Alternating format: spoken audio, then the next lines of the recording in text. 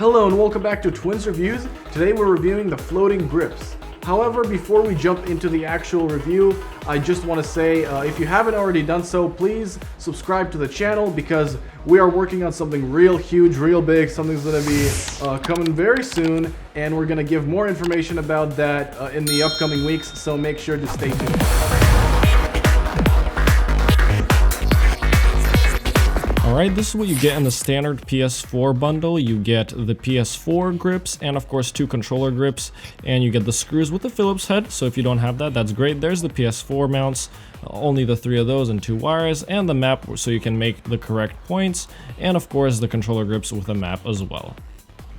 So let's jump into the review. So Floating Grips were kind enough to send us some floating grips. They sent us one for the PS4 and a couple for the controllers, which we installed the other day. We actually got the standard bundle, which actually includes both of those, the PS4 controllers and the PS4 console ourselves.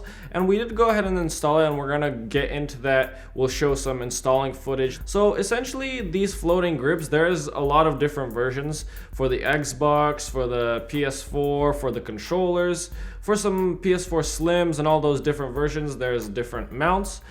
There isn't any for PS5 just yet, but I think they're working on it. So you can go ahead and check their link down in the description. We're also going to have the standard bundle or some stuff on Amazon if you want to check that out as well. So all links down below. So now let's actually talk about the installation and the process. Yes, so the installation and the process is a little bit tricky if you haven't watched the video or you didn't read the instructions that well. However, they do have examples and example videos on how to do it. It's very if you follow that video, you'll be fine.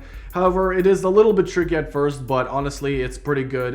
I would say it's worth it if you don't have space on your desk to keep the PS4 like me. I decided to. It's just on my wall now, and it's great. It doesn't take up space, and the controllers are also on the wall. And if I want to take out the controllers, just take it out, and then there's a simple way you can put it back in. Very simple, very easy, done. It is a little bit trickier than they make it seem. Because you have to really double check how the wires go around the little circles. But we got there eventually. You can drill holes with a drill, or if you're doing it into drywall like we did, we first brought out the drill, but then we were like, we don't really need it because it's drywall.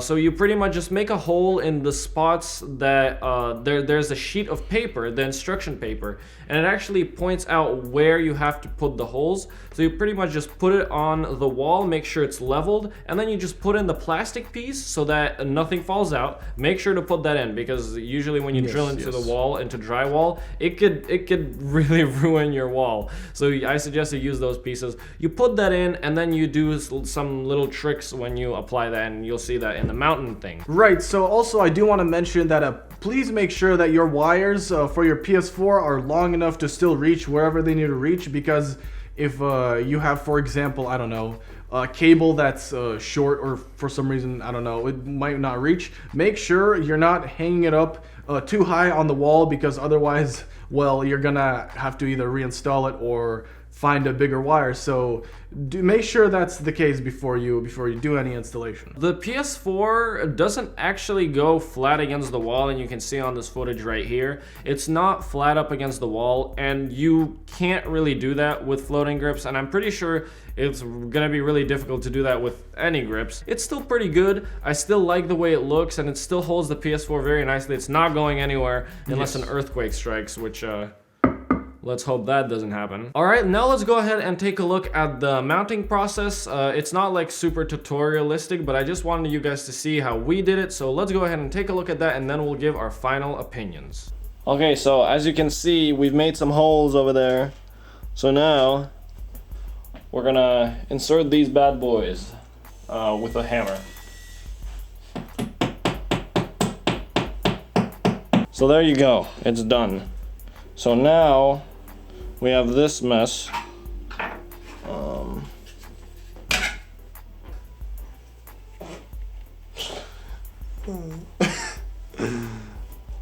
Yeah, that's it. So as you can see, we've done it. There is one small thing to know though. It's not directly up against the wall. It leans just a little bit, maybe like a few inches away maybe 1 inch away on the top. On the bottom, it's because it's like wanting to drop down, but So it still looks pretty good. It's still not bad. Definitely, it won't be going anywhere. That's for sure. So we have our thing. We're gonna go once, then we're gonna go 1 time around. So we got 1 time. Then all you want to do is just pretty much make 1 thingy for that, and then just extend this bit. Bang. Money. what if I want to take it out? So if you want to take it out, you just bang like that. Put it back? Put it back just like this. 1 little thing. And 2. Beautiful. Bang.